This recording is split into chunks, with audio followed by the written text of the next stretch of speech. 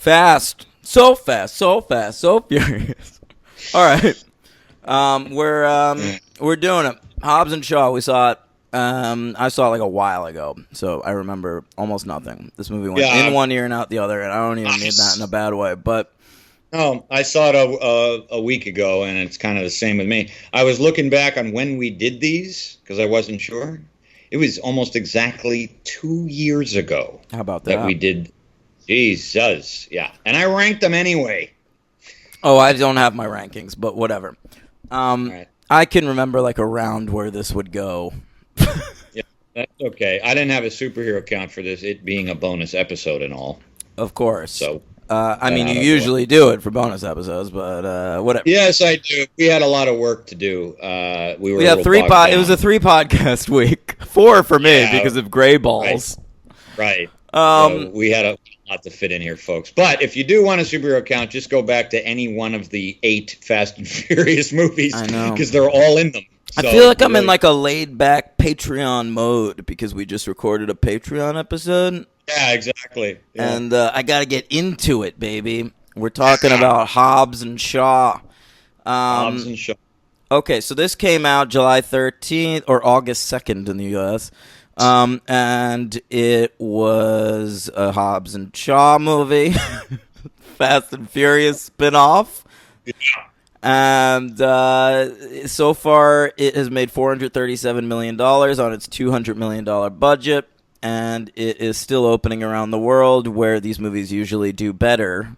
So this movie is probably going to make a whole lot of money. Yeah, I think so. Opens the world of Fast and Furious spinoffs. Now, they've announced that there's going to be 2 more official The Fast and the Furious movies, okay? Right. But, no, we're not ending this franchise. We are going to be doing spinoffs. Hobbs and Shaw ends with it's not even a sequel setup. It's like a fucking franchise setup. Yeah, it actually is. And I assume we're going to be spinning off our other characters. And Chris Morgan, is that the writer's name? Chris Morgan. Yeah. He also recently teased that there could be a television series in development for whatever streaming service. Okay. Yeah. All right. Wow. That's what we're doing. So, yeah, that dude, he's in charge of the Fast franchise now. You might recall that he wrote Tokyo Drift, the 4th one, the 5th one, the 6th one, and the 7th one. Oh, and the 8th one. Okay, whatever. This guy's just written all of them since the 3rd one. Yeah. They're family. Yeah. They're family. Chris Morgan. One of my problems with Hobbs and Shaw is... Chris Morgan's been so good at keeping up with like character continuity in these movies, and I feel like I had some issues. Like I had to like push away some memories of previous movies in order to like buy into what was happening in this movie a couple times. That's interesting. See, for me, the 2-year gap almost helped in that matter. Like I almost couldn't remember. I mean, Deckard Shaw killed Han, dude. See, I don't even remember that. Don't you remember that? Fucking Han. We see it, he like T-bones Han with his car and murders him. Oh, which one is that in? I want to say that's at the very end of 6, and then he shows up as like the main villain in 7. Okay, yeah, right, okay. So like, this guy is like, he's like the snarky hero of this movie, and I'm like, motherfucker, you killed Han. I didn't even remember that. And also, like, Hobbs, he's like the top cop in the world. Like, right. He's the leader of, like, the American government, basically. And he goes back home, and his family is like, hey, you should have stayed here fixing cars with us. I'm like, motherfucker, let this guy live his life. Yeah, they are not proud of him. No. Yeah, you'd think there'd be some Samoan pride in that, but there is none. Well, there is later on in the movie, and there is in the movie itself. I feel like this movie very heavily is about Samoan pride, ultimately. At the end, yeah, sure. Yeah. So Chris Morgan apparently co-wrote this movie with a fellow named Drew Pearce, who, he's... I'm not that familiar with him, but looks like he worked on some Marvel stuff. Oh, I remember this guy, right. He created No Heroics, which was like a hot web series in the aughts, and that's how he like got his career. He worked a little bit on Rogue Nation, wrote Hotel Artemis, and now he's got a screenwriting credit on this. I assume just because he did some rewrite work while Chris Morgan was off working on like Fast 9 or something. Yeah, well, he gets work, this guy. He's steady. Yeah. Whether it's great or not doesn't matter. He's a working man. Yeah, and the director is David Leitch, who, he was one of the John Wick twosome. Oh yeah, But all right. Yeah. So he only worked, I think, on the first John Wick movie, and he co-directed it, uncredited, and then made Atomic Blonde, which I saw. And yeah, you did. I'll tell you what, it's got a good soundtrack. Yeah, that's what I gleaned from the trailer when I saw it 3,000 times before it came out. Yeah, there are like people on the internet going like, they've got to make a sequel to Atomic Blonde, and I'm like, can we stop all of this? I feel like Hollywood should like have to have like a more. They should take a break. Like, all right, for 1 year, we're not gonna make any sequels. I think it would help. I think I agree, or come up with some sort of almost Hollywood congressional rule where there's a term limit you can't make. I agree. 1 year, no sequels, or really thin out the. Or how about this? How about this? A movie has to have made a certain percentage more than its budget to warrant a sequel. Otherwise, you are not allowed to make a sequel. I like that. Yeah. I dig that. That's a good call. I love it. Yeah. Not so with Hobbs and Shaw. No, he followed. So after Atomic Blonde, he made Deadpool 2, which I fucking hated, and I am not a fan of David Leitch. Okay. I am not a fan of his wacky ways. But he followed up Deadpool 2 with Hobbs and Shaw, which I kind of think is the best movie he's made. Okay. Yeah. I'm trying to just quickly look at his. Filmography. I mean, that's it. I think he was like a stunt guy or something, and he's only made a couple movies. Oh, yeah. Look at this, stunt guy. He was the stunt coordinator for a lot of movies. All right, so I've seen. He didn't even direct Deadpool. I see. He directed Deadpool 2. He did. Oh yeah, Deadpool 2, and okay, wow. All right, yeah, yep. So I've seen 2 of his 3 movies. This is his best movie. Hey, he did stunts on Buffy. Love it. Okay. Hobbs and Shaw. Where'd you see it? How'd you see it? I saw it on a Monday night, a late showing. It's all I could do. Saw it in my local theater, which is not my preference, but I'm seeing things more and more there because of time. And it was nice, though, because it had been out a while, and I really didn't have any interruptions or annoying crowd people. So it was a pleasant experience. I had most of the theater to myself. It was like 5 people. Okay. Yeah, oddly, Regal down here charges significantly more than AMC down here. Fuck Regal, man. I'm an AMC head now. I am too. I've always been an AMC guy, but sometimes I don't have a choice. And get this, the AMC theater, my favorite theater that I go to, is $10 for any movie. Every time I go to Regal, it is $13.50. Oh, fuck you, dude! I live in Brooklyn. I go see movies in Manhattan. Everything's like $19.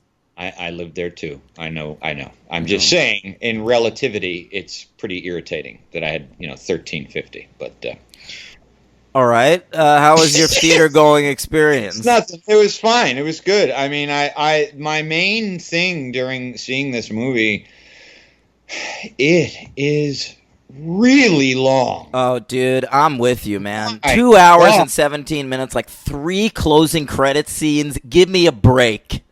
Yeah, really long, and I tried to miss the previews. I was unsuccessful. So, I mean, I was in for an almost 3-hour experience. I mean, it was too much, and I think I saw 2 of the post-credit. I think I missed the last one. I went with my friend Eric Henry. That's right, I have a friend. And we were going to go out to dinner after the movie. Mm-hmm. And the movie ended, and both of us were just like, "Do you want to just like go home?" And we did. Yeah, I mean, my movie, I don't think I got home till like 12:30 in the morning, and I had to work the next day. So it was like it was an endeavor. Sure, Yeah. sure. Lovely. I went to go see it at the Williamsburg Cinema, and you know, it was pretty good. We got I bought Twizzlers, and Eric got popcorn, and we shared. And I got a large soda, and we watched Hobbs and Shaw together. It was a pretty fun time. I did buy popcorn as well, and I do think going to see it with a friend helped. Like, because it's such a silly, ridiculous movie that you have to have someone. Like, when The Rock is, like, you know, taking an airplane down with the force of his biceps. Like, you need someone to, like, turn to and go, like, look what's fucking happening right now. Yeah, absolutely. Absolutely. Yeah, I definitely hit the concession stand, bringing my total expenses to about $22. Yep. So that was great. But yeah, I could see that for sure. It's a friend movie. But yeah, it was really long. I was almost startled at how long it was. I mean, I always check the running times before I go in, and I was already disappointed. But you feel it. Yeah. I need to start off with a hot question, Henry. This is going to be a thinker. Okay. Is Idris Elba good? In general or in this movie? Yeah, in general. Because here's the thing. He's Stringer Bell in The Wire. It's an amazing performance, an amazing character on one of the best TV shows of all time. Yeah. What else has he been good in? I like him in The Office. Yeah, he's good in that. I mean, Luther is fine. I like Idris Elba in most things I've seen him in. I'm having this issue lately, though, Yeah, because he's a guy, for the past few years, the internet has mobilized, like, Idris Elba's our guy. He's the sexiest man in the world. We want him to be the first Black Bond, all that shit. And, like, I'm on board with all of that.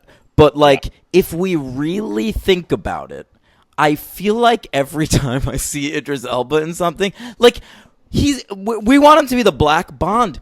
Why isn't he getting roles in things where he's the star of the movie? Yeah. He's the villain in Hobbs and Shaw. He's some fucking rando in the Thor movies. Yeah, he had that Kate Winslet thing that kind of tanked, right? The Mountain Between Us. He got the opportunity this past year, Henry, to create a Netflix series to star in. Okay?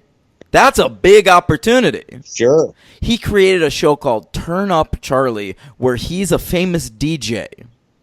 And nobody liked it and nobody watched it. Oh, boy. Yeah, I assume. If anybody out there watched Turn Up Charlie, please let me know. Turn Up Charlie. I know where you're coming from here. I do, because when I see him, I kind of see like wasted potential. Yeah, I think he's got like a great presence, and he's. But here's the thing: I always thought wasted potential, Henry. But is the potential there? I think it is. I just think it's unfortunate. I think he's getting a lot of throwaway roles, and he's just. But he's taking those roles. He is taking those roles, and I don't know. It's a long, long way from Stringer Bell, which of course is the first thing I ever saw him in, and probably most people, right? If you're American. Here's the side story: is he difficult to work with? We've heard that before. Oh, that could be. He's apparently a pain in the ass in contract negotiations. He got paid a lot for Hobbs and Shaw. He's also apparently. He's like talked shit about The Wire in recent years, saying that he doesn't think they should have killed off Stringer. Yeah, I've read that. Yeah. I mean, that's all. Yeah, I don't know. That could be. I think time will tell. I mean, I don't know. Although it's been, I mean, a long time. What's it been since the last Wire seasons? 11 years. I'm waiting for it, dude. Like the time should have happened. Yeah, it's been a while. I mean, he may just continue upon this thread he's on. I don't know. But the thread ultimately is the upward trajectory to movie star. Everyone seems to think that the last road on Idris Elba's career, stops at Bond. Right. But, I'm not seeing it, man.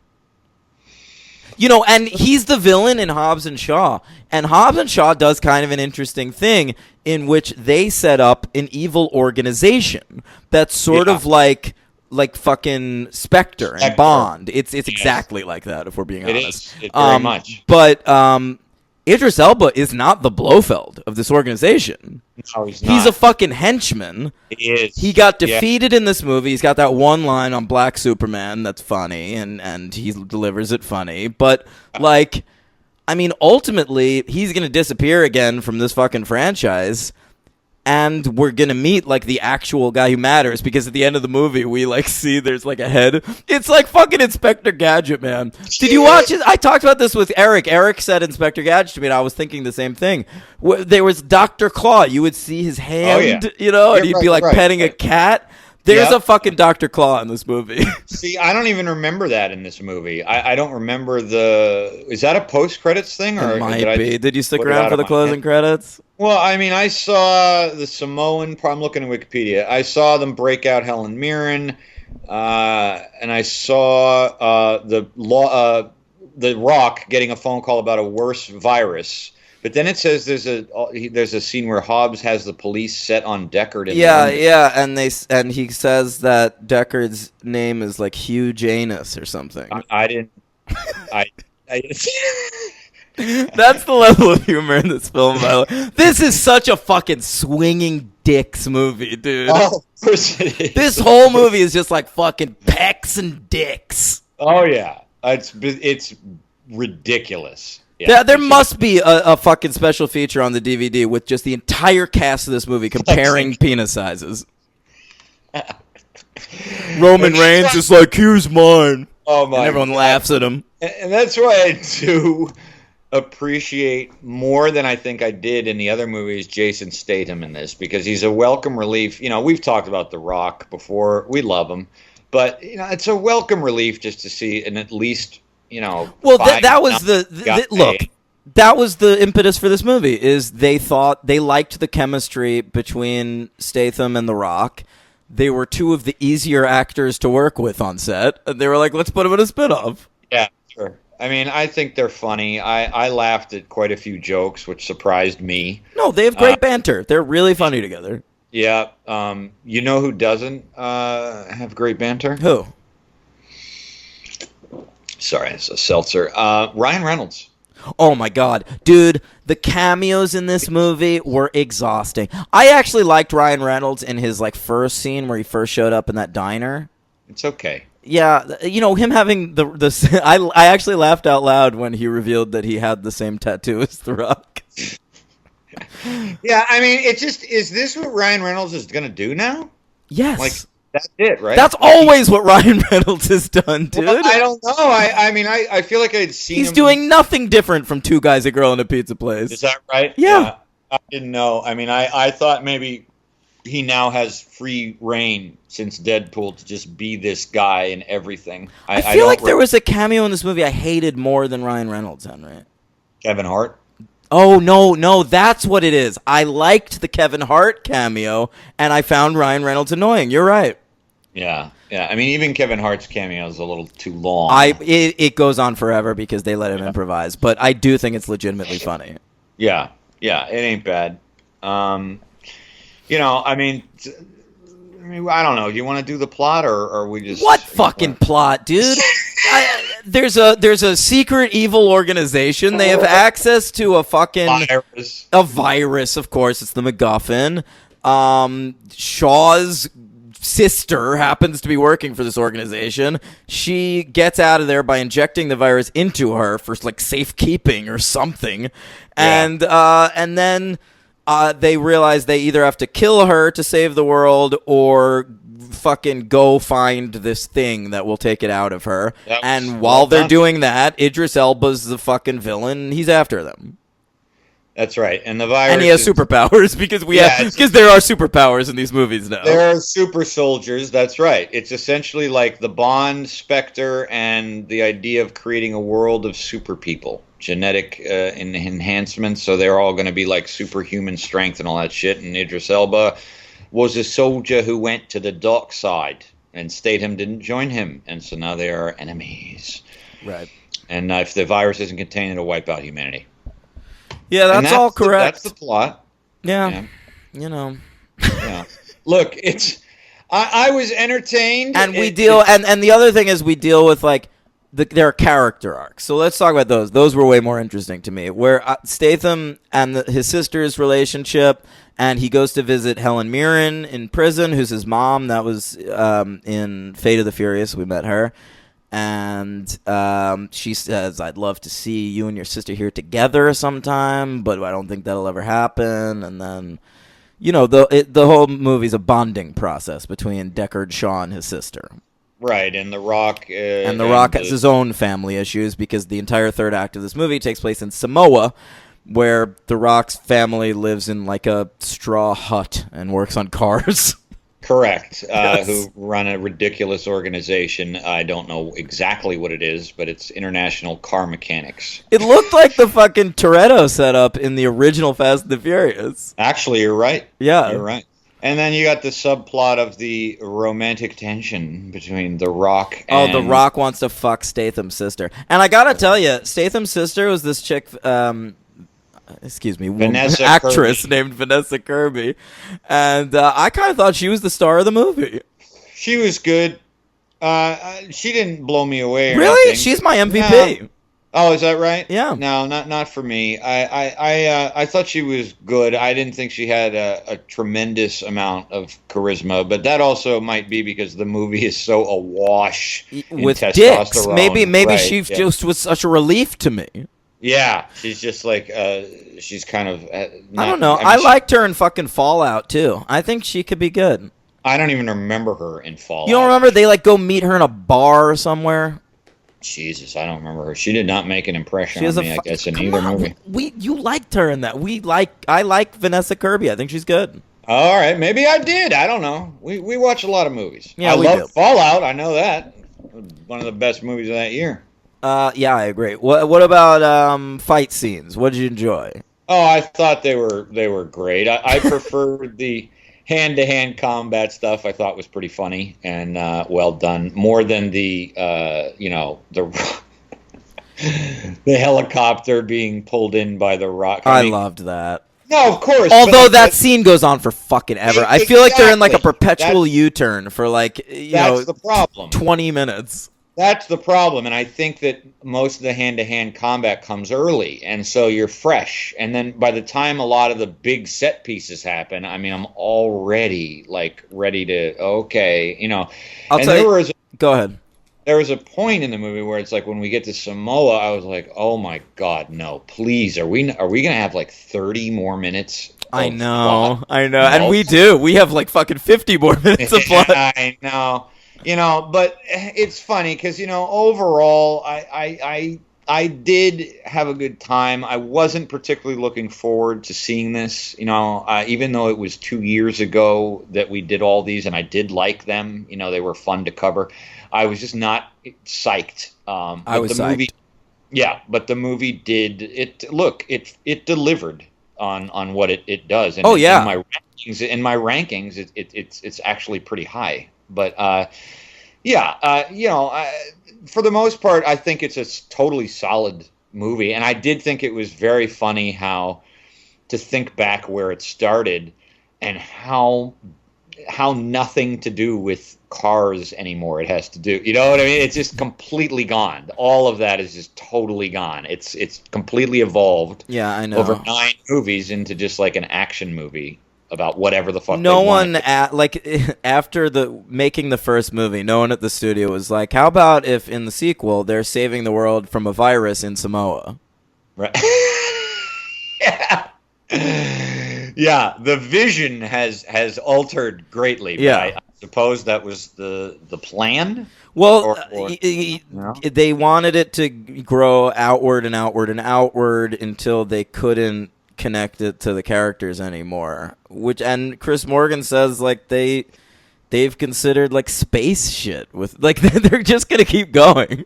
Well, they might as well. I mean, they might as well. They've got nothing to lose. I mean, where they go all over the world, they're everywhere. Why not go in space? I would be up for that. Yeah, Hook 'em up. we've Hook 'em up we, with we've some included bounty like hunters. fucking submarines and cars and shit, and like airplanes and shit. Why not spaceships? I say a satellite goes wrong, and The only guy they who have can to fix get it up is there. Vin Diesel. Exactly, and they We have to need the best car mechanics in the world.